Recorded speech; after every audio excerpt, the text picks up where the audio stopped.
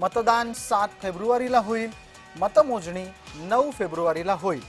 याआधी 5 आणि 7 फेब्रुवारी अशा तारखा होत्या, 2 दिवस त्यात वाढलेले आहेत। आपल्या सोबत आपल्या सहकारी आणि प्रतिनिधी ज्योत्स्ना गंगणे जोडले गेलेले आहेत। ज्योत्स्ना, 2 दिवसाचा जो बदल करण्यात आलाय तो सरसकट सगळीकडे लागू होणार आहे का फक्त पुणे जिल्ह्यापुरता आहे?